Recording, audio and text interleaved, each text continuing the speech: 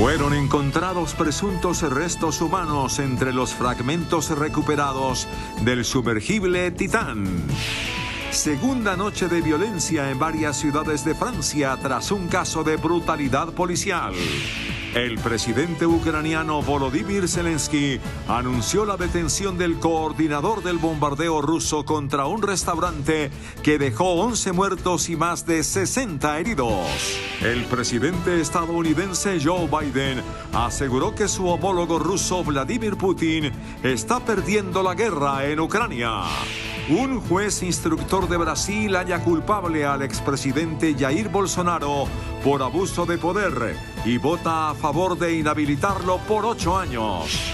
Más de 80 millones de personas desde el Medio Oeste hasta la costa este de los Estados Unidos están bajo alertas de calidad del aire. Con Claudia Palacios y Margarita Ortega. Buenas noches, bienvenidos a Noticentro 1 CMI. Fueron recuperados del océano partes del submarino Titán y lo que se cree son restos humanos. Se espera que este material dé información que permita establecer la causa de la implosión catastrófica que mató a las 5 personas que iban a bordo. El barco canadiense Horizon Arctic depositó este miércoles en el puerto de San Juan de Terranova, Canadá, los restos del sumergible Titán, que implosionó con 5 personas a bordo el pasado 18 de junio, cuando descendía hacia lo que queda del Titanic, poniendo fin a una difícil operación de búsqueda y recuperación de la nave hecha de fibra de carbono y titanio que pesaba 10 toneladas. Imágenes de televisión mostraron lo que parecía ser el cono de la nariz del submarino Titán y un panel lateral con componentes electrónicos tapados con una tela blanca y cables que colgaban mientras se izaban los restos desde un barco hacia un camión. En un comunicado, la Guardia Costera estadounidense detalló el hallazgo y qué se hará ahora. Profesionales médicos estadounidenses realizarán un análisis formal de los presuntos restos humanos que se han recuperado cuidadosamente entre los restos del naufragio en el lugar del siniestro. Los expertos han encontrado presuntos restos humanos entre los fragmentos recuperados del sumergible. Tanto estos como los escombros del Titán serán analizados, lo que podría aportar elementos cruciales para entender la causa de esta tragedia. La búsqueda y recuperación de los restos fue calificada como una operación extremadamente arriesgada por Pelagic Research, la compañía propietaria del vehículo operado por control remoto Odysseus, utilizado en la búsqueda del sumergible siniestrado. La muerte de un joven de 17 años a manos de la policía en Francia originó fuertes disturbios. El oficial implicado en el caso fue detenido y está siendo investigado por homicidio. Hay indignación en Francia. Decenas de personas protestaron en rechazo a la muerte de un joven de 17 años en la localidad de Nanterre, a las afueras de París, luego de que un policía le disparara cuando el menor intentó darse a la fuga en un vehículo. Las manifestaciones han mostrado escenas de violencia que incluyen vehículos y contenedores de basura incendiados, destrozos en una parada de bus y petardos contra el cuerpo de seguridad. Las protestas se han saldado con 31 personas detenidas, 24 agentes heridos y 40 autos quemados. Las autoridades confirmaron en las últimas horas que el oficial implicado en el caso fue detenido y está siendo investigado por el homicidio. Por su lado, el presidente de Francia, Emmanuel Macron, calificó de injustificable la muerte a tiros del joven. Compartimos la emoción y el dolor de la familia y seres queridos del joven Nael. Quiero decirles nuestra solidaridad y el cariño de la patria. Inmediatamente se hizo justicia. En un contexto así, lo que necesitan Nanterre y la nación es respeto y tranquilidad. En medio de este panorama, el gobierno ordenó el despliegue de 2.000 policías y gendarmes en los suburbios de París para prevenir nuevos episodios de violencia. El presidente de Ucrania, Volodymyr Zelensky, anunció la detención de una persona luego del ataque terrorista ruso en Kramatorsk, en Ucrania. Las autoridades anunciaron que la cifra de muertos por ese ataque se elevó a 11. Las autoridades ucranianas anunciaron que se elevó a 11 el número de muertos en el ataque ruso con misiles contra una zona civil de la ciudad de Kramatorsk, Ucrania.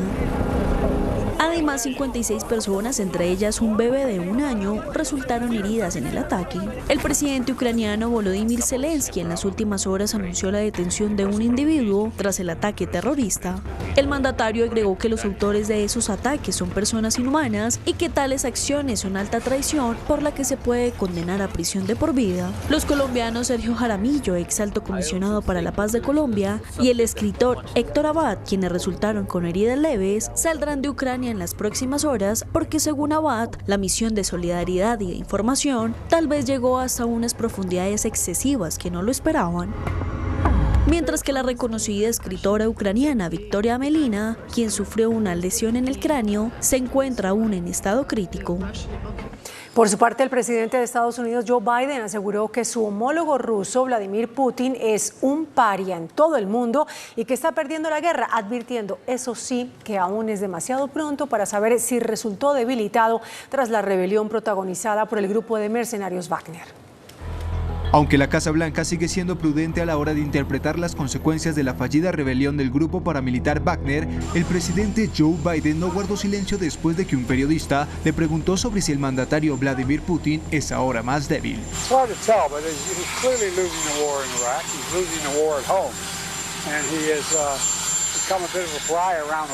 Biden señaló que Rusia está perdiendo la guerra en Irak en lugar de Ucrania, un lapsus que ya tuvo hace apenas 2 días durante un acto de campaña, mientras un importante aliado occidental como Alemania advirtió que la rebelión del grupo de mercenarios tendrá consecuencias a largo plazo para Rusia, asegurando que Putin salió debilitado.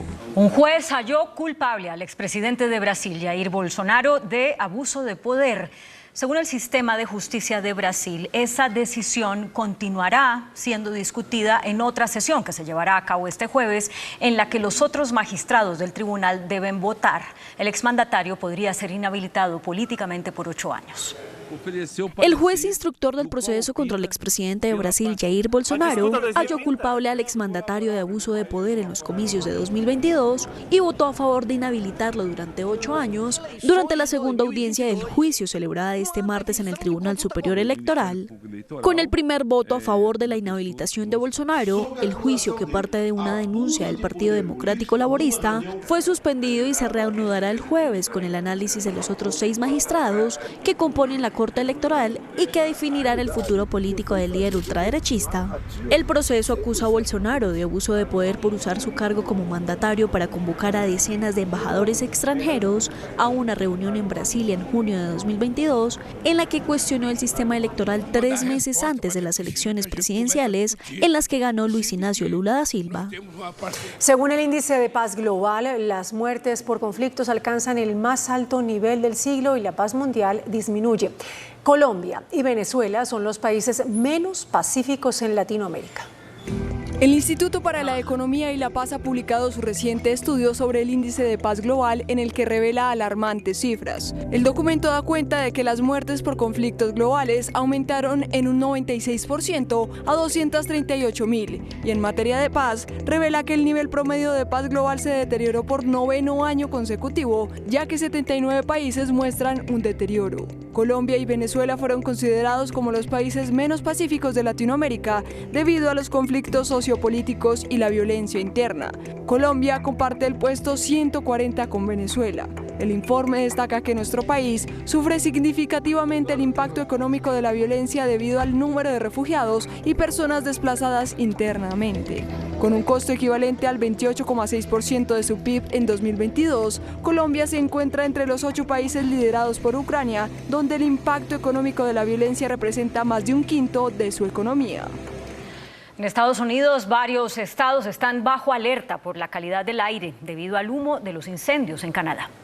Más de 80 millones de personas desde el medio oeste hasta la costa este de Estados Unidos están bajo alertas de calidad del aire a medida de que el humo de los incendios forestales canadienses traspasa la frontera del país, lo que llevó al cierre de playas, advertencias sobre visibilidad reducida y llamados para permanecer en lugares cerrados. Canadá está experimentando su peor temporada registrada, con cientos de incendios forestales en toda la nación, más de 200 de ellos ardiendo fuera de control. A medida de que el humo humo ingrese a Estados Unidos, se emitieron alertas de calidad para los estados de Iowa, Wisconsin, Illinois, Indiana, Michigan, Delaware y Maryland, así como partes de Kansas, Missouri, Minnesota, Ohio, Pensilvania, Nueva York y Virginia. Tras cubrir la costa este norteamericana, las nubes de humo procedente de las llamas han cruzado el océano Atlántico hasta llegar hasta Europa. El exmandatario de Estados Unidos, Donald Trump, demanda a Jean Carroll por difamación. Esto se da después de que un jurado determinara que abusó sexualmente de la excolumnista de una revista y la difamó. Los abogados de Trump sostienen que Carroll difamó al empresario durante una entrevista concedida el pasado mayo al canal CNN, la mañana después de que un tribunal lo condenó a indemnizarla con $5 millones. Luego de varios años de debate, finalmente entró en vigor la legislación en Corea del Sur que establece la adopción del sistema de edad internacional en todas las áreas judiciales y administrativas. ¿Qué quiere decir esto? Primero, la medida tiene como objetivo poner fin a las confusiones y disputas sociales causadas por el uso previo de los sistemas de edad coreana y edad del calendario.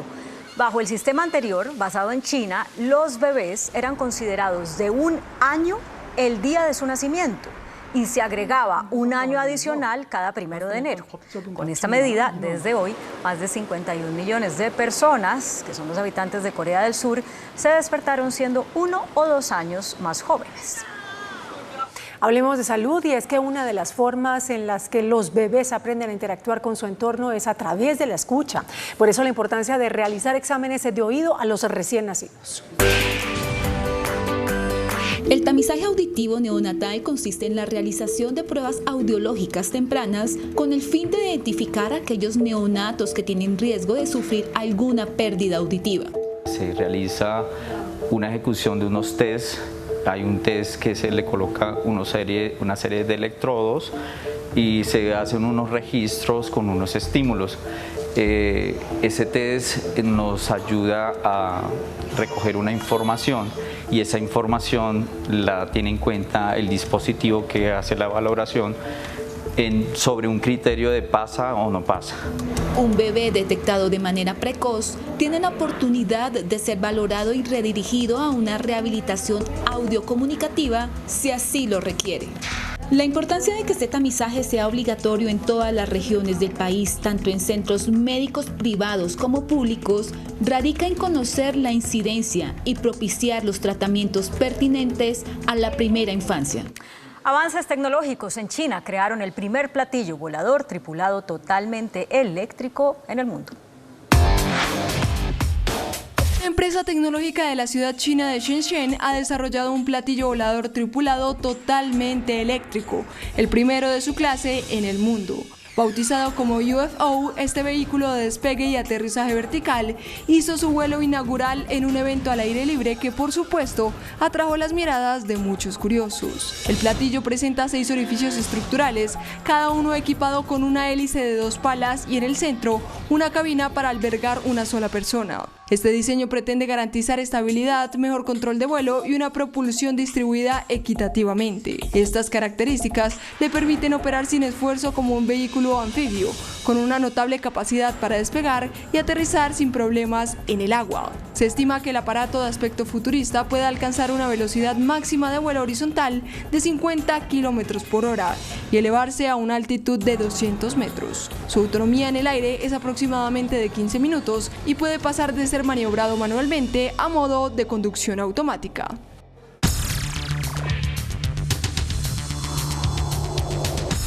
Muy buenas noches. El 28 de junio del año 69, es decir, hoy hace 54 años, en un bar llamado Stonewall Inn, en el barrio neoyorquino de Greenwich Village, se produjeron graves disturbios cuando un grupo de personas gay luchó contra un sistema que perseguía a los homosexuales en Estados Unidos. En ese entonces, la relación homosexual era considerada como un delito. Hoy se celebró en Colombia y en el mundo entero el Día del Orgullo Gay. Nuestro invitado de esta noche es el doctor Juan Daniel Oviedo, el hombre que transformó al DANE y que estableció la estadística en Colombia como una de las metodologías que el país debe utilizar en todas sus actividades. A propósito, se calcula que el 10% de la población del mundo, y por supuesto también en Colombia, es homosexual. Doctor Oviedo, buenas noches. Una pregunta de curiosidad. ¿Uno nace homosexual o se vuelve homosexual? Bueno, Yavis, buenas noches y muchas gracias por la invitación y esas palabras tan elocuentes. Y aprovechando que venimos del mundo de la estadística, ya la evidencia científica confirma que esa no es la pregunta. Es decir, que uno no nace ni se hace, sino que es el resultado de que cierta predisposición genética por un contexto social o por la vida lleva a que la intersección de las dos cosas refleje a que uno manifieste una orientación sexual o una identidad de género diverso. Entonces, es interesante porque no se trata de solamente una elección o simplemente de que uno nace, sino es la confluencia, como lo decía anteriormente, de cierta predisposición genética con cosas del contexto, como en el caso de mi vida familiar y la relación tan cercana con mi mamá y la ausencia de mi papá, la que seguramente despertó esa predisposición genética a que yo expresara mi orientación sexual homosexual. Pero usted, por ejemplo, doctor Oviedo, ¿tuvo novias? Yo alcancé aquí precisamente por el prejuicio, porque como no se trata solamente de una elección, sino es la vida junto con una predisposición genética. El prejuicio en Colombia antes de salir a Europa me llevó a tener novia acá. Yo dudaba de si me gustaban los hombres o las mujeres.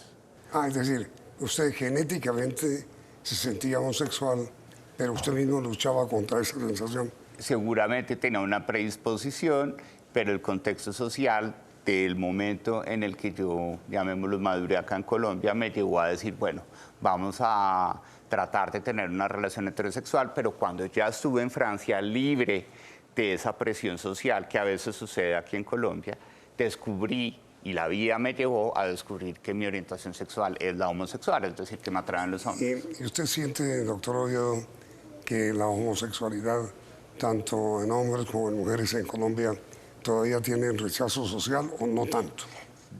Por supuesto, somos una sociedad mojigata. Tanto es así que al DANE la gente no era capaz de decirle que su principal motivo de discriminación podía ser su orientación sexual, sino que el DANE certifica que el principal motivo de discriminación en Colombia es la edad o la condición socioeconómica. Pero en realidad la homofobia, la transfobia y el odio frente a la comunidad LGTBIQ+ es una realidad de nuestra sociedad. ¿Usted ha sentido la actuación de gente homofóbica? Aquí en Bogotá no, pero fuera de Bogotá sí, en carretera, por ejemplo, sí se siente muchísimo. Cuando voy con Sebastián, mi novio, de paseo en carretera, por ejemplo, una noche íbamos muy tarde y queríamos pernoctar en un hotel de carretera y nos vieron que éramos dos hombres y nos dijeron que no había cupo. No puede ser. Y todas las luces apagadas. ¿Pero eso fue hace mucho o hace poco? Hace poco, cuando iba de Bogotá a Monpós a buscar la casa, cuando vivía en Monpós en septiembre.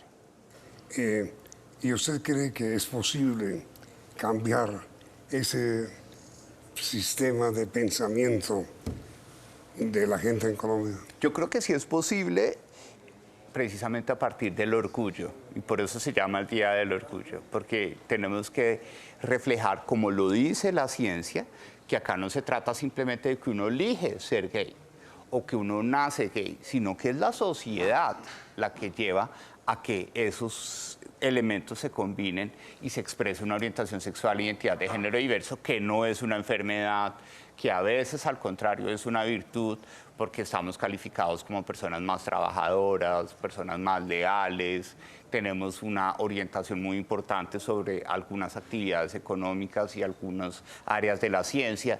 Es decir, lo que hay aquí son oportunidades de crecer con la diversidad. Entonces, cuando uno da ese ejemplo y logra expresar que uno puede ser líder o una figura sin necesidad de usar su orientación sexual como disculpa, sino que puede llegar uno allá y ser reconocido como tal, pues la gente empieza a decir, no hay problema con eso. Sí, a mí muchos padres de familia se me acercan en aeropuertos o en la calle y me dicen, tú no sabes lo que le cambió la vida a mi hijo o a mi hija cuando tú tan frescamente te preguntaron si eras gay y lo dijiste con orgullo que sí.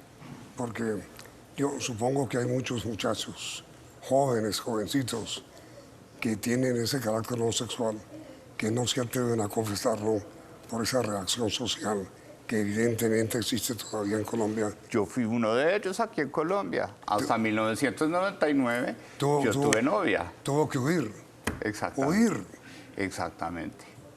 Ahora, con excepción de Bogotá, donde uno ve a la gente ya mucho más liberal, más independiente, más progresista,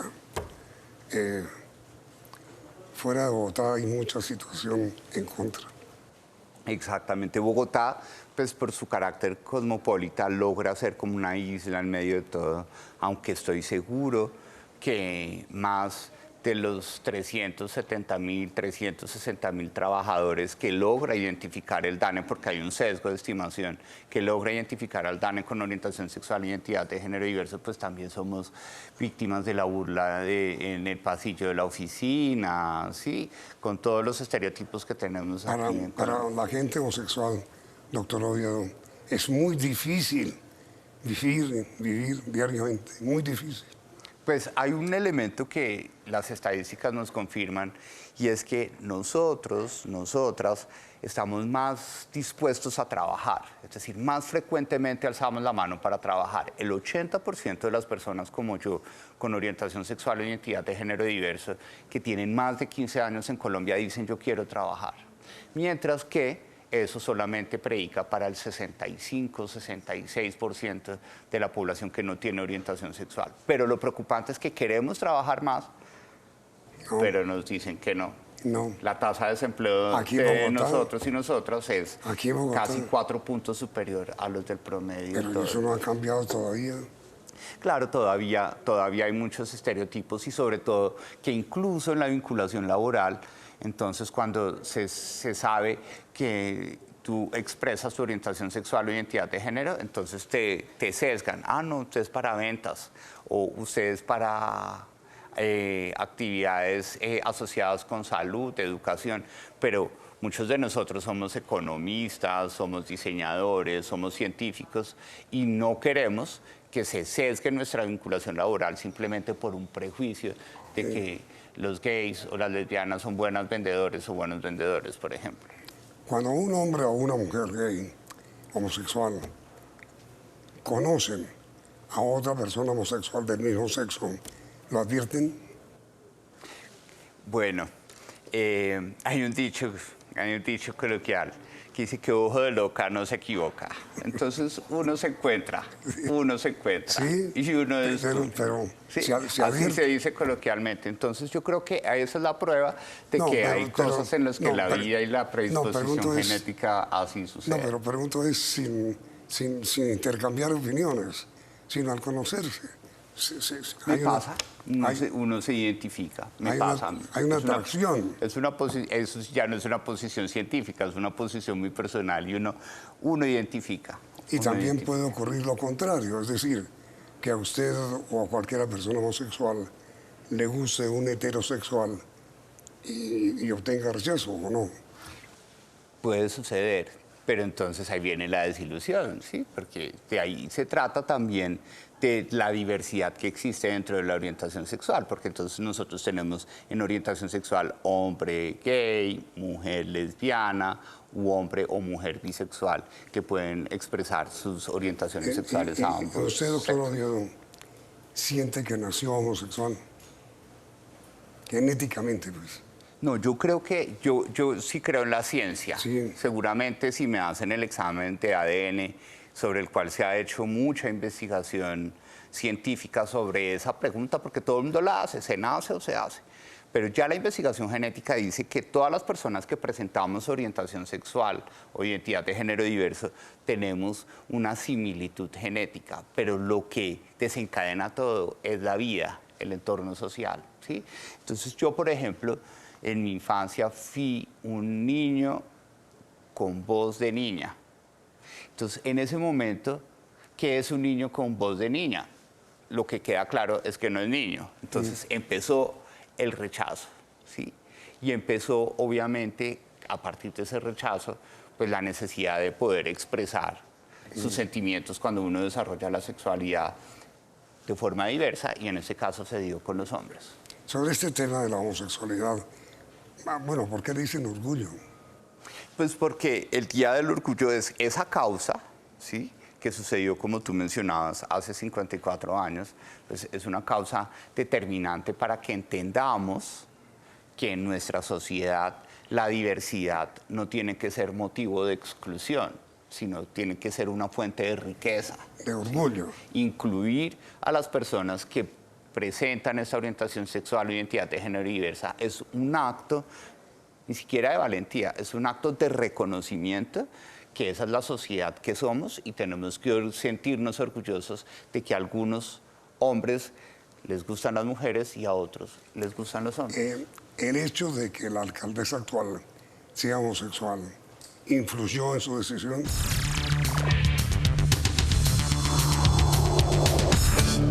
A ver, doctor Oviedo, ¿qué influyó en usted en esa decisión? Para la alcaldía, Yamit, yo creo que hubo dos cosas muy importantes. La primera fue el reconocimiento de la gente en Colombia sobre el deber cumplido, ¿sí? El haber permitido que la gente entendiera qué hace el DANE y al mismo tiempo que entendiera mejor el país a partir de las estadísticas del DANE. Porque el DANE en Colombia no existía, la estadística no existía. La gente no la valoraba tanto. No es que no existía. Mal puede uno querer lo que no conoce. Exactamente. Y la segunda, pero antes de decir la segunda, la primera, recordemos que Colombia es una sociedad amnésica, se nos olvidan las cosas muy rápido, entonces ese reconocimiento era del momento, entonces tenían que aprovecharlo, y seguramente si hubiera aplazado mi decisión 4 años no estaría hablando de esa candidatura a la alcaldía de Bogotá. Pero el segundo punto es un poco el antojo con el que me dejó el DANE. Cuando tú ves tantas cosas que están pasando en Colombia o tantas cosas que están pasando en Bogotá, y en mi caso, mi formación de economista me empiezan a decir, pero yo podría hacer eso, podría abrir eso, podría negociar en ese sentido, podría incentivar algunos elementos. Entonces, la realidad de Colombia que me permitió ver el DANE como director del DANE me dejó antojado de decir, usemos esas cifras y esa realidad para construir soluciones para la gente. Ahora, lo importante, doctor Oviedo, en la obra de un hombre en su vida, no es tanto su obra, sino cómo esa obra perdura. Porque si lo que hace desaparece, cuando él desaparece, no tiene ningún sentido. Claro, es el principio del legado. Exactamente. Por eso es muy grato para el país reconocer que a pesar de haberse ido usted del el DANE continuó funcionando bien, según usted le enseñó con la práctica a las personas que lo sucedieron a que fuera un departamento de estadística. Exactamente, y sobre todo que la credibilidad es el activo más importante que tiene Colombia alrededor de su oficina estadística. Luego, en consecuencia, algunas de las cosas que usted ha prometido y está prometiendo hacer como alcalde es que usted tiene esa ventaja, credibilidad, no solo por el reconocimiento que ha hecho de su homosexualidad, sino por la revelación que hizo como jefe de la estadística en Colombia, porque Colombia no tenía estadísticas, se acostumbró a tenerlas cada semana, y usted convirtió en interesantísimas, todas las cosas que la estadística descubría. Exactamente, que es el poder de comunicar, porque seguramente muchas de esas estadísticas siempre se han producido, pero si uno no las divulga y no las convierte en información en la gente, pues es muy difícil que tomemos decisiones basadas en información. Entonces, doctor Oviedo, digamos que las 3 grandes promesas suyas, si es elegido alcalde de Bogotá, ¿son cuáles? La primera. Bueno, la primera, importantísimo, es que nosotros queremos desmarcarnos de la polarización política del país, ¿sí? Queremos concentrarnos en reconocer realidades para identificar soluciones a los problemas que están en esas realidades. Mejor dicho, no se trata de ser liberal ni conservador, no nos interesa ni histórico. Lo que nos interesa es concentrarnos en cuál es la realidad de Bogotá para que podamos identificar soluciones a los problemas que enfrenta la ciudad. ¿Cuál es el mayor problema que tiene Bogotá? En ese momento, la inseguridad. La inseguridad. Porque la inseguridad, a mí, está generando un déficit de confianza que nos hace menos productivos, porque la gente llega más cansada al trabajo de estar teniendo su maleta 53 minutos en Transmilenio a que no le vaya a pasar nada, sí. Pero además nos hace más desiguales, porque son las personas que viven más alejadas de la ciudad las que son más pobres y además tienen que pasar más tiempo en esa condición.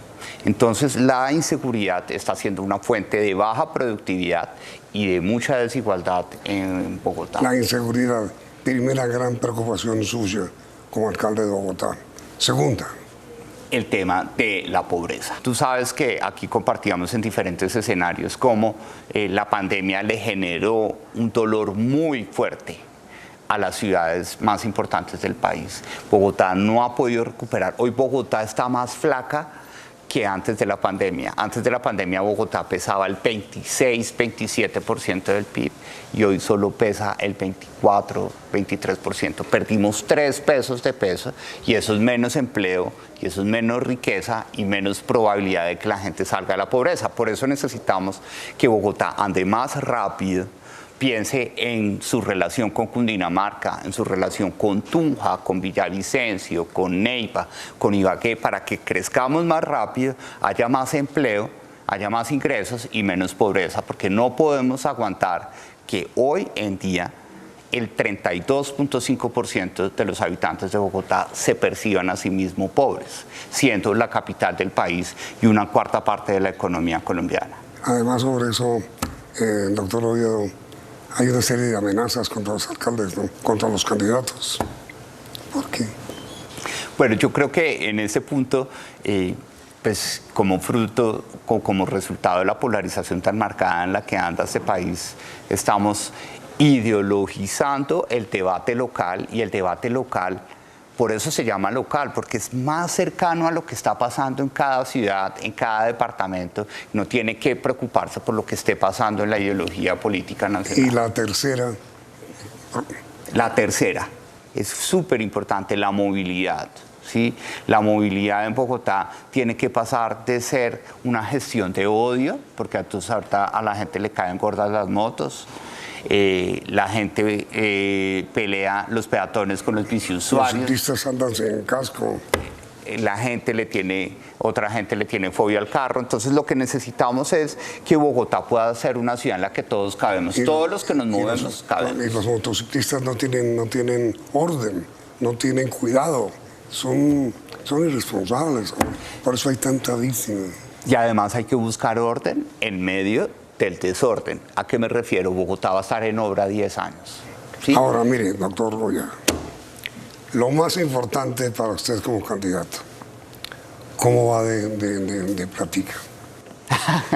Vamos. El empresariado todavía no está aprendiendo su máquina de financiación. Es natural la incertidumbre del país, las dificultades de todo lo que sucedió en la financiación de la primera y segunda vuelta presidencial. Tienen un marco de incertidumbre y esa incertidumbre pues también se refleja a la hora de expresar su interés de apoyar campañas. Para elegir alcalde va a haber segunda vuelta.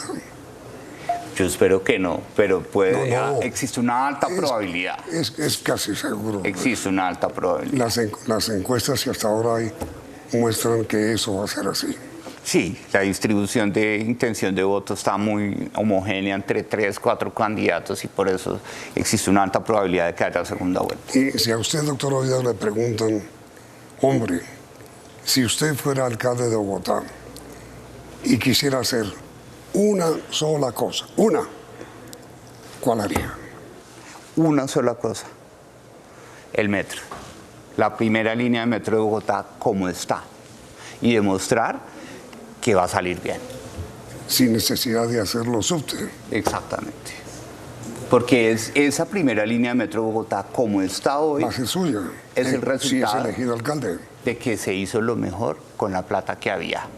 Y eso es algo que en Colombia no se nos puede olvidar, que los recursos públicos son escasos y que nos toca ser innovadores y creativos para lograr que los recursos públicos tengan el mejor alcance posible. Digamos que, como se ha dicho, una primera línea sería de superficie y la segunda línea sería subterránea. Las otras 4 están previstas en subterráneo. Bogotá en su futuro prevé 5 líneas de metro y las 4 subterráneas. Pero usted, si usted es elegido alcalde, ¿lo hará? Claro que sí. ¿Subterráneo? La segunda. Tal cual como está prevista en este momento, y estructuraremos la tercera seguramente para que también sea subterránea. Si usted es elegido alcalde, tendrá la primera línea, ¿no? Nuestro compromiso es que si el cronograma no se afecta por la decisión del presidente de interferir sobre este proyecto, está previsto que para 2028 la primera línea de metro entre a funcionar. Por consiguiente, nuestro compromiso es que el 31 de diciembre de 2027 estén los primeros vehículos de prueba circulando en la primera línea de metro de Bogotá, porque necesitamos que Bogotá piense en su futuro, no en las peleas del pasado. Y el minuto final, doctor Oviedo, ¿cómo piensa usted, si es elegido alcalde, hacer más segura a Bogotá? Bueno, primero necesitamos reconciliar a los jóvenes con la policía. ¿Sí? Los jóvenes están dolidos, porque ellos fueron los líderes de la manifestación social, porque no tenían empleo, no tenían estudio, había hambre en sus casas, ¿sí? Y desafortunadamente la manifestación social terminó con jóvenes víctimas de abuso sexual, jóvenes asesinados y jóvenes con trauma ocular. Eso es una falla gravísima que no puede volver a suceder, pero necesitamos que la regla de juego de que la policía tiene un manto de autoridad se respete en nuestra sociedad. Y a eso, que es lo que llamamos reconciliación junto con convivencia, queremos que haya mucha efectividad, sobre todo tecnología, para que Bogotá pueda, con la tecnología, ser una ciudad segura y que Transmilenio sea una zona segura de Bogotá. A ver, mire, doctor Don Daniel, sin que esto sea publicidad política paga, si alguien alguno de nuestros televidentes desea ayudar económicamente a su campaña, ¿qué debía hacer? Bueno, hay diferentes canales. Primero hemos abierto una VAQI, que es un mecanismo de microfinanciación solidaria. Entonces está la VAQI con toda por Bogotá, que está activa en este momento. En la plataforma se encuentran todos los requisitos. Y por otro lado, en la página web www.juandanieloviedo.com.co van a encontrar la información de cuál es la cuenta a la cual se reciben los recursos y los procedimientos para poder recibir donaciones. Pues muchísima suerte. Muchísimas gracias. Ha sido usted muy amable, doctor Oviedo. Muchas gracias y vamos con toda por Bogotá. Y a ustedes, televidentes muy amables, y esperamos que continúen aquí, en Noticentro 1. Sí. Noticentro 1, CMI. Pacto histórico entre gobierno, empresa de energía de Bogotá y comunidad Guayú para generar energía eólica. Nota de protesta de Colombia a Rusia por ataque a civiles donde resultaron heridos Sergio Jaramillo y Héctor Abad. Tanto Jaramillo como Abad narran su experiencia en Ucrania. Cuestionan a gobierno ruso. Rusia cuestiona presencia de colombianos y pide abstenerse de visitar territorios en guerra. Signos de división en la Jurisdicción Especial para la Paz, JEP. Retienen y liberan a policías que realizaron operativo contra minería ilegal. Asesinado otro firmante del acuerdo de paz. Van 386, dice Partido Comunes.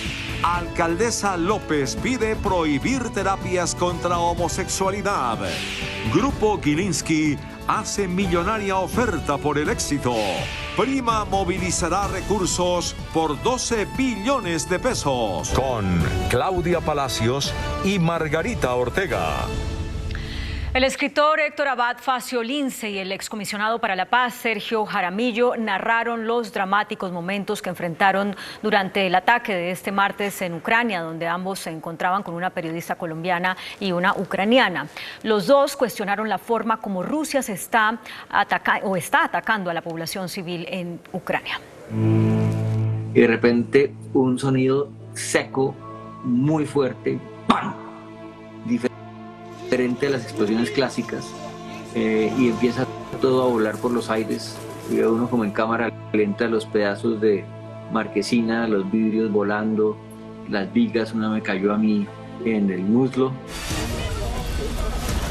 Este es el relato de los colombianos que sufrieron el ataque ruso a la población de Kramatorsk, en Donetsk, Ucrania.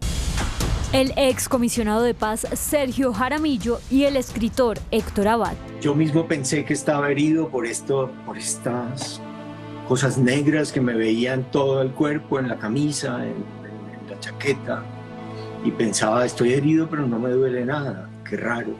Y toda la gente como que trataba de ayudarme porque creían que estaba herido. Yo estaba en ese momento riéndome con Victoria, me estaba riendo porque estábamos brindando con cerveza sin alcohol. Brotó, yo sentí que del centro de la tierra algo brotó, pero en vez de tirarme hacia arriba, ese ruido infernal me tiró al suelo y yo ahí caían vidrios y yo ahí me movía y no sabía qué pasaba, estaba aturdido en el estupor, traté de levantarme, me levanté. Todo el mundo me decía que si estaba herido, que si estaba mal. Catalina me pedía perdón por haberme llevado a ese sitio. Y de repente veo yo a Victoria Melina sentada, muy recta, con la cabeza un poco hacia atrás, pero sentada, limpia, sin sangre, sin nada, impecable, pero con los ojos cerrados, y no respondía a Sergio y a Catalina y no abría los ojos. Y entendimos que algo muy grave le estaba pasando. Pero como yo parecía herido, me sacaron de ahí los ucranianos a los gritos que yo no entendía. Es muy raro, también los gritos parecían llegar desde muy lejos. Los colombianos cuestionaron el hecho. Lo principal son todas las víctimas que quedaron de ese ataque atroz, de ese ataque infame de un gobierno. Es que lo que es increíble es que sea un gobierno que usa su armamento militar y lanza misiles a la población. Absolutamente nadie en el lugar, después hablando también, tenía ninguna duda que este era un ataque intencional. Entonces, es un acto de barbarie. Este ataque de horror dejó 11 muertos. María Zaharova, portavoz de la Cancillería de Rusia, se refirió a los hechos a través de un comunicado oficial conocido por Noticentro 1 CMI. Desde la Embajada rusa en Colombia piden a los colombianos abstenerse de hacer presencia o viajar a territorios y lugares donde se adelantan acciones bélicas. Según lo explicó la directora del Departamento de Información y Prensa de la Cancillería rusa, no hay ningún sentido en realizar golpes contra la población civil. Los objetivos de las Fuerzas Armadas rusas son los objetivos utilizados para propósitos militares, afirmó en una comunicación oficial. Y es que de acuerdo con la Embajada de Rusia en Colombia, Kramatorsk, la ciudad donde se presentó el ataque, es un hub operacional, logístico y militar, y no es un lugar apropiado para degustar platos de comida ucraniana, señalaron en Twitter. La portavoz rusa, por su parte, cuestionó. ¿Por qué una ciudadana ucraniana invitó a sus amigos colombianos a este lugar? A lo mejor tendría sentido hacer estas preguntas y realizar una investigación para entender los motivos de esta mujer. Puedo pensar porque tuvimos muchas situaciones similares, que estas acciones tenían el propósito de realizar una provocación para que ciudadanos ciudadanos de otros estados, incluidos los colombianos, se encontraran en la zona del golpe, teniendo en cuenta que se tenía un objetivo militar en esta zona. Hay que hacer una investigación, tratar de entender por qué vinieron a este restaurante en Kramatorsk. Nunca he oído que Kramatorsk sea un centro de gastronomía en esta región y por qué se encontraron ahí. Es una huella de los saboteadores de Kiev y siempre están actuando bajo la bandera ajena. Desde la Embajada de Rusia en Colombia lamentaron los hechos y lanzaron la siguiente solicitud. Insistimos en que los representantes del amigo pueblo colombiano se abstengan de visitar territorios y lugares de acciones bélicas. El gobierno, comunidades indígenas y el Grupo de Energía de Bogotá firmaron esta noche un pacto para la transición energética y la generación de 2,5 gigas de energía eólica. Gerardo Aristizábal está en La Guajira, donde se firmó este pacto. Gerardo, buenas noches. Detalles de lo acordado. Hola Claudia, buenas noches. Pues definido como histórico por el propio presidente de la República, los líderes indígenas y el Grupo de Energía de Bogotá, quienes manifiestan que gracias a la concertación entre comunidades y gobiernos fue posible que haya una generación de 2,5 gigas de energía eólica. Tenemos muchas más gigas por desarrollar. Se habla de que en este territorio hay cerca de 25 gigas de capacidad que se podrían desarrollar en parques eólicos costa adentro, más de 40 gigas de capacidad en el costa afuera. Eso se trata bajo el diálogo, como decían los compañeros, bajo el diálogo se consiguen muchas cosas. Otra noticia que se produjo aquí en La Guajira fue el rechazo que dio el gobierno nacional al ataque de Rusia, en el cual resultaron afectados en Ucrania el excomisionado de paz Sergio Jaramillo y el escritor Héctor Abad Facio Lince, además de una colega periodista. En su cuenta de Twitter, el presidente de los colombianos dijo: Rusia ha atacado a 3 civiles colombianos indefensos, viola así los protocolos de la guerra. Cancillería debe entregar una nota diplomática de protesta. Esperamos el regreso, sanos y salvos, a sus hogares de Sergio, Héctor y Catalina. En Noticentro 1 CMI hablamos con el canciller Álvaro Leiva sobre la nota de protesta que dirigirá al gobierno ruso. La verdad es que ha sido una guerra estúpida.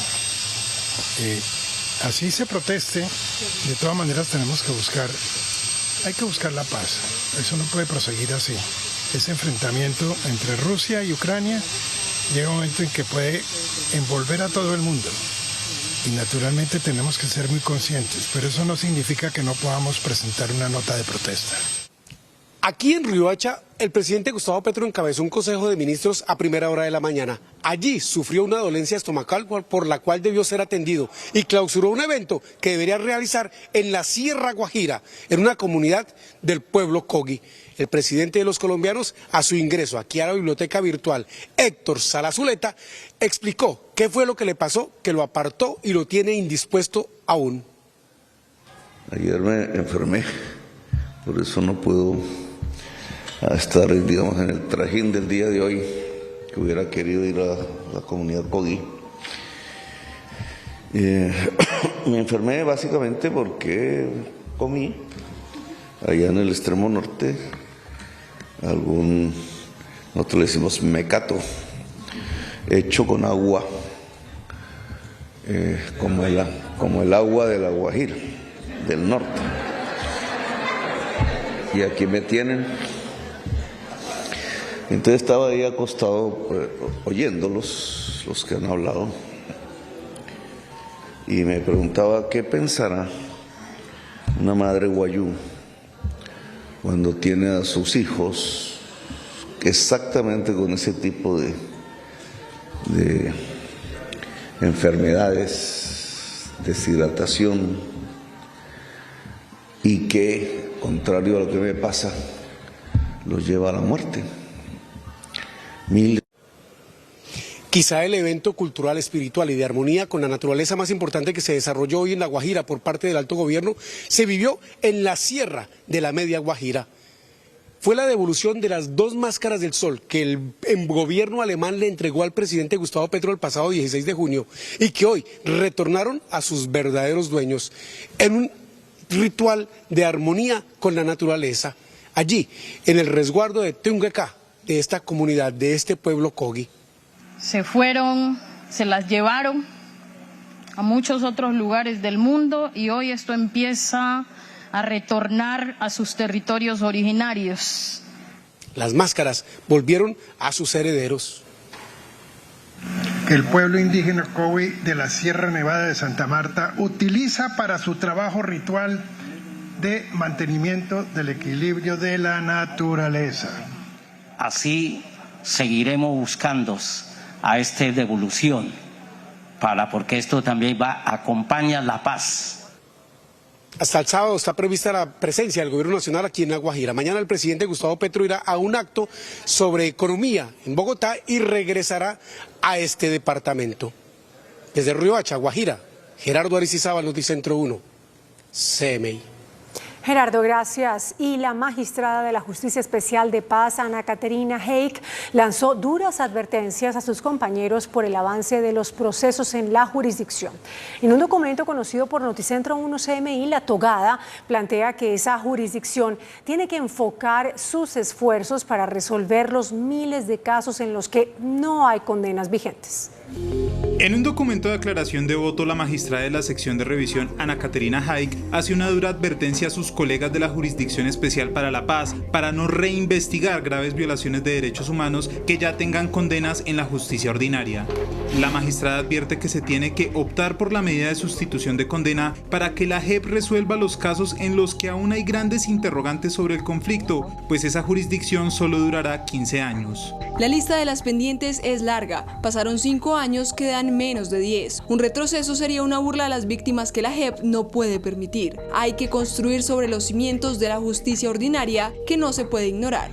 La magistrada aportó casi 100 casos en los que ya hay sentencias contra las FARC y contra militares, los cuales no deben ser reinvestigados, sino acelerar los casos en los que no hay sentencias vigentes. Debemos procurar una pronta justicia restaurativa, no una amnistía encubierta. En Tame, Arauca, fue asesinado otro firmante del acuerdo de paz. La víctima fue identificada como Ángel María Ariza Rojas, de 53 años de edad, con una discapacidad física y visual. El desmovilizado fue sacado de su vivienda y llevado a una zona rural, donde fue baleado. Desde la firma del acuerdo de paz han sido asesinados 386 excombatientes. La Comisión Nacional de Disciplina Judicial derrotó una ponencia de la magistrada Diana Mariana Vélez que pedía absolver al abogado Diego Cadena de una sanción disciplinaria impuesta en su contra relacionada con la defensa del expresidente Álvaro Uribe.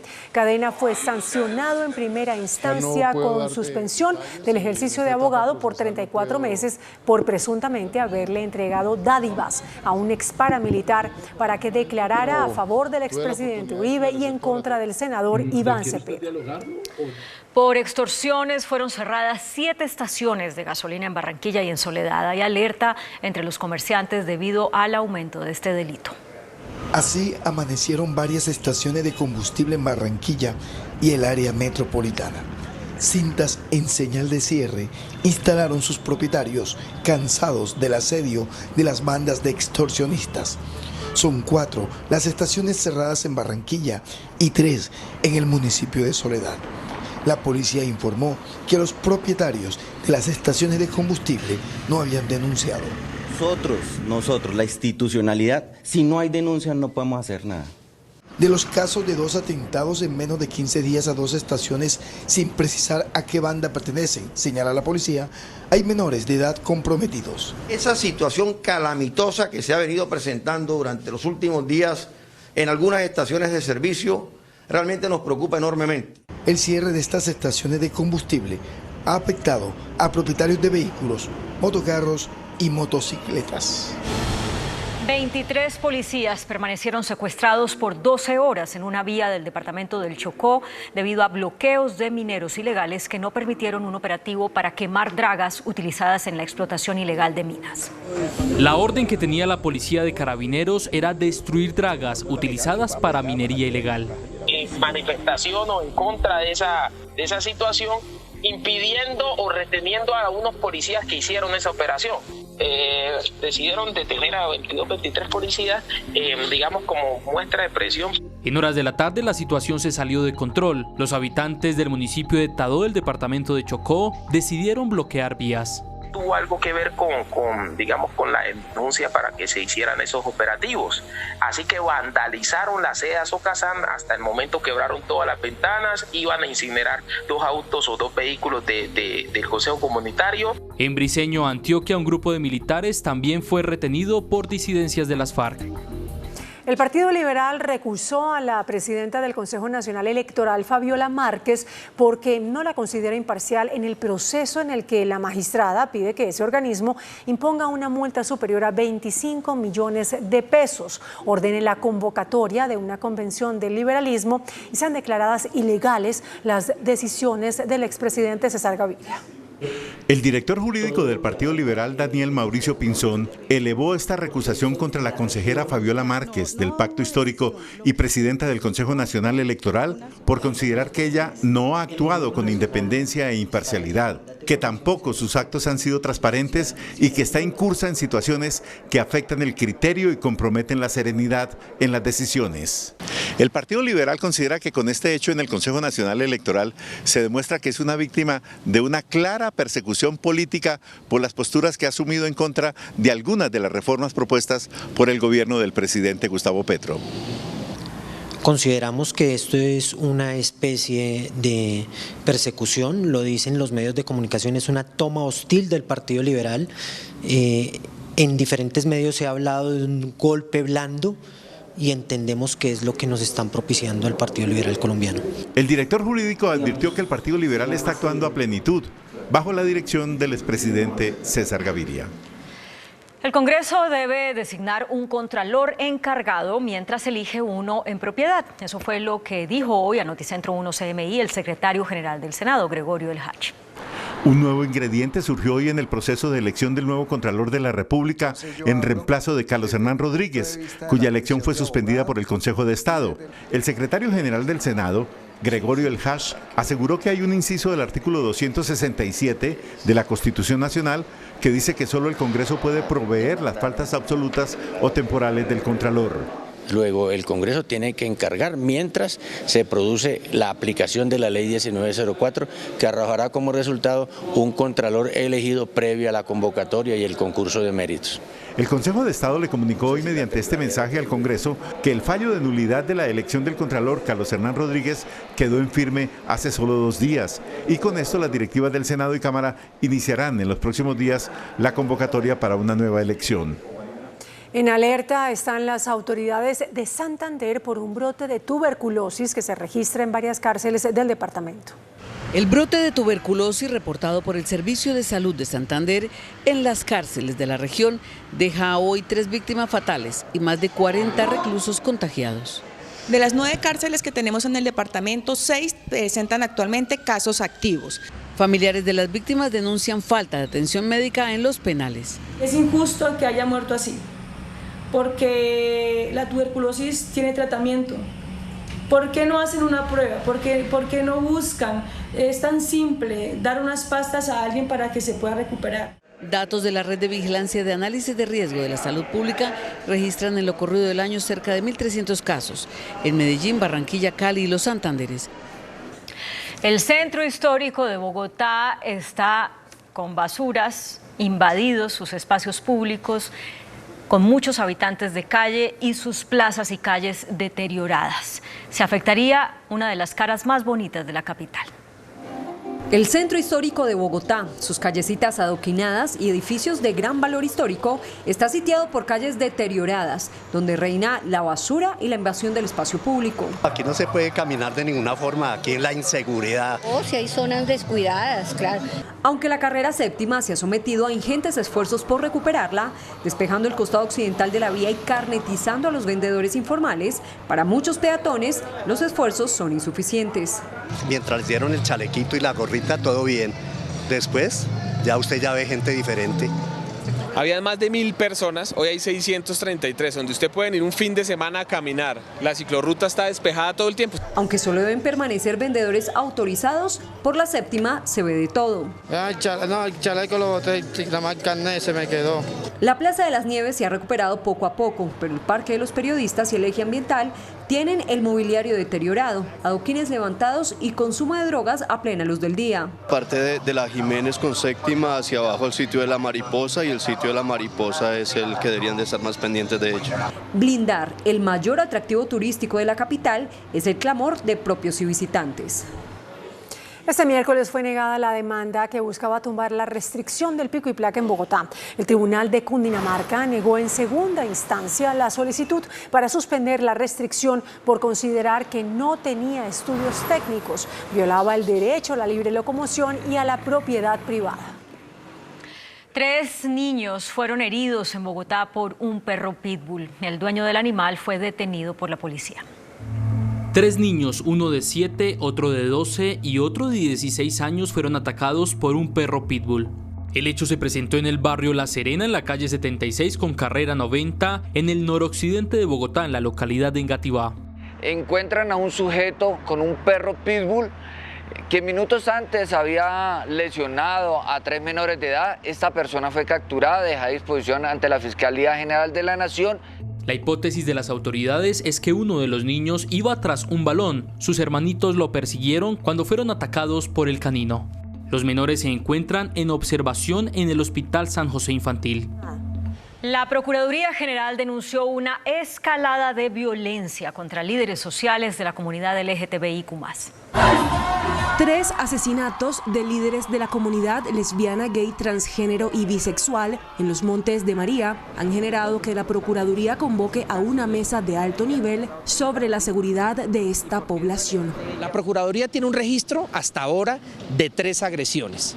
Verificados otras fuentes como la Defensoría del Pueblo, hay un registro allí a través del observatorio de 7 agresiones. Pero ¿quiénes están asesinando a los líderes sociales con identidades y orientaciones sexuales diversas? Son los grupos armados organizados al margen de la ley y los grupos armados o los grupos multicrimen, que es la nueva denominación que están recibiendo. Sin duda alguna son ellos en las agresiones, algunas personas les han marcado la casa. De acuerdo a la ONG Indepaz, el año pasado fue asesinado un líder social perteneciente a esta población. Colombia también se une a la conmemoración del Día del Orgullo LGBTIQ+, y en las calles bogotanas se inician desde hoy actividades que culminarán el próximo 16 de julio. El 10% de la población en Colombia mayor de edad se identifica como lesbiana, gay, bisexual o trans. Existen en el territorio nacional 8.483 hogares conformados por parejas del mismo sexo. Cada 28 de julio el país se une a las conmemoraciones del Día Internacional del Orgullo LGBTIQ+, un acto de celebración por la diversidad y sobre todo de reflexión crítica frente a la real garantía de los derechos de las personas con orientaciones sexuales, expresiones e identidades de género diversas.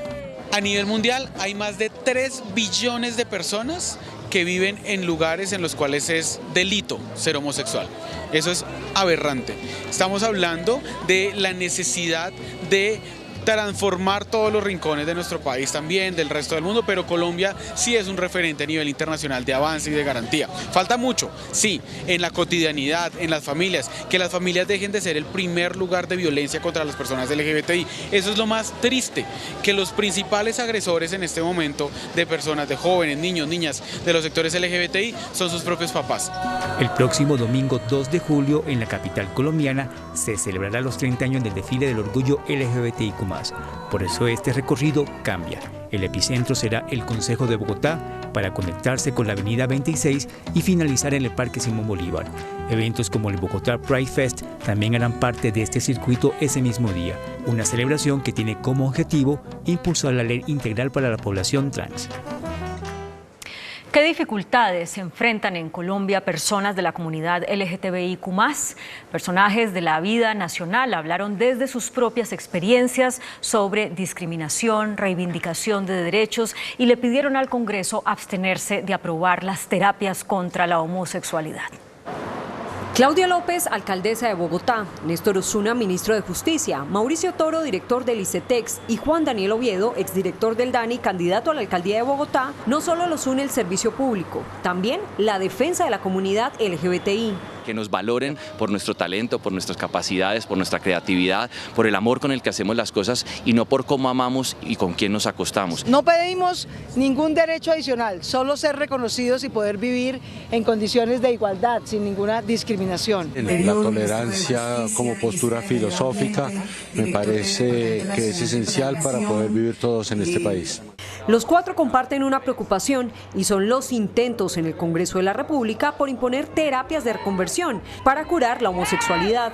Es una ley de discriminación, dolor y maltrato a la comunidad trans y que por el contrario saque adelante la ley trans ya. Todas las terapias de reconversión pues son verdaderamente un crimen que atenta en contra de la naturaleza. Ellos, quienes ostentan cargos de poder, en el camino enfrentaron actos de discriminación y hoy siguen siendo víctimas.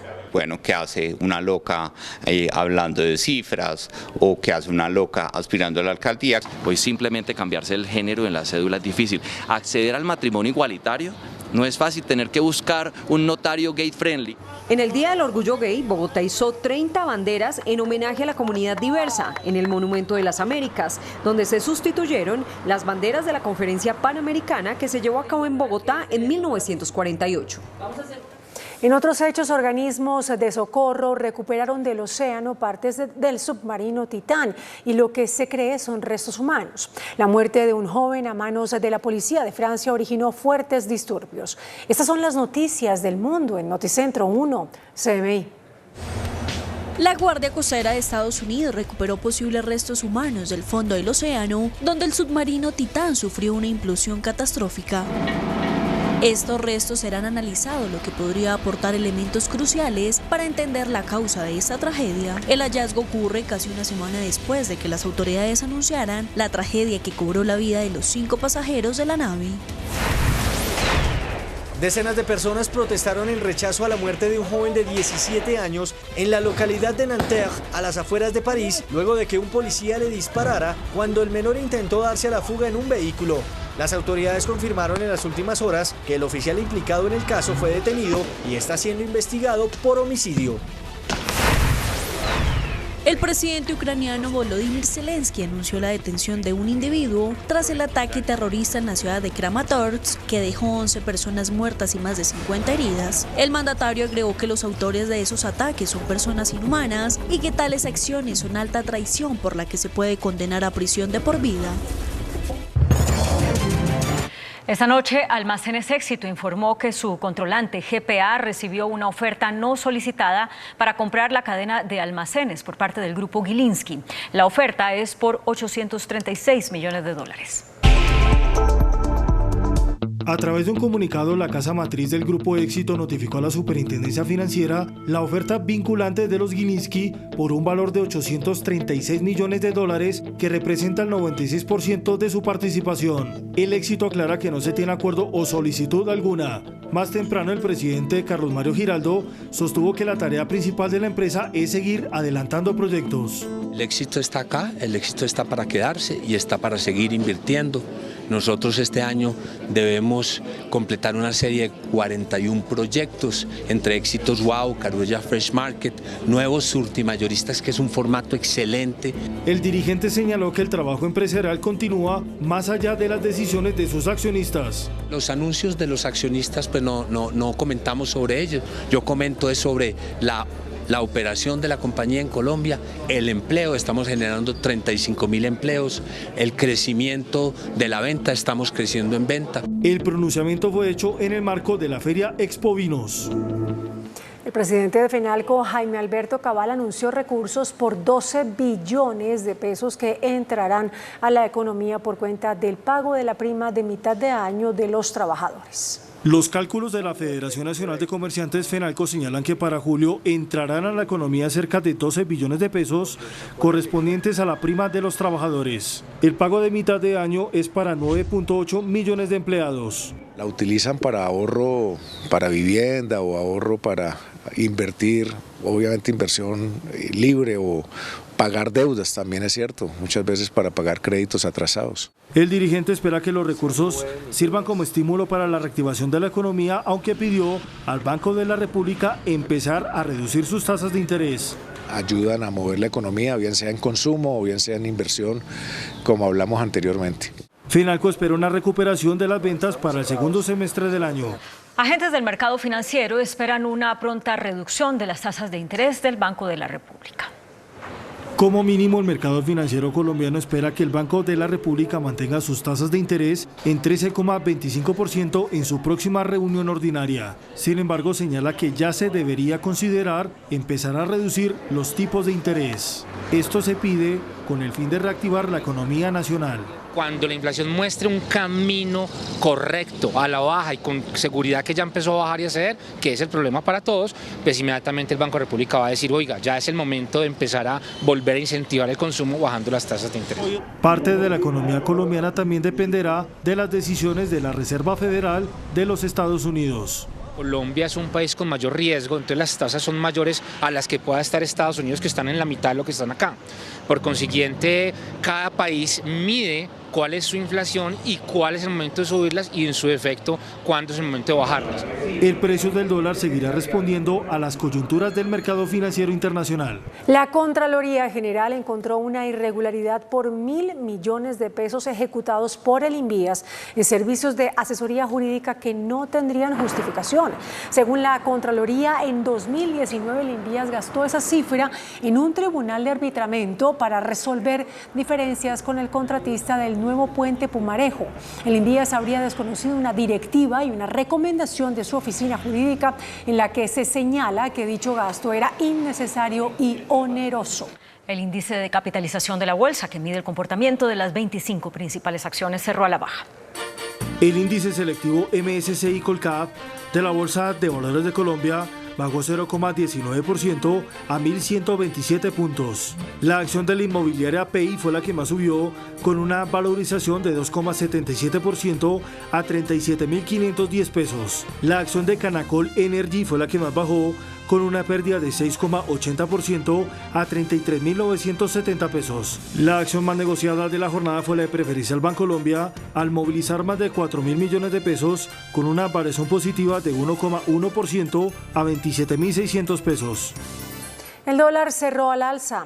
Indicadores económicos en Noticentro 1 CMI. La tasa representativa del mercado que regirá para mañana jueves será de 4.169 pesos con 60 centavos. Los profesionales del cambio compran la divisa en promedio en 4.010 pesos y la venden en 4.100 pesos. Un euro cuesta 4.565 pesos con 40 centavos. La libra de café en Nueva York se cotizó a $1 con 65 centavos. El azúcar se transó en 22,59 centavos de dólar la libra. El barril de petróleo WTI se cotizó en $69 con 15 centavos. La referencia Brent para Colombia se cotizó en $73 con 81 centavos. Una acción de Ecopetrol cuesta 2.150 pesos.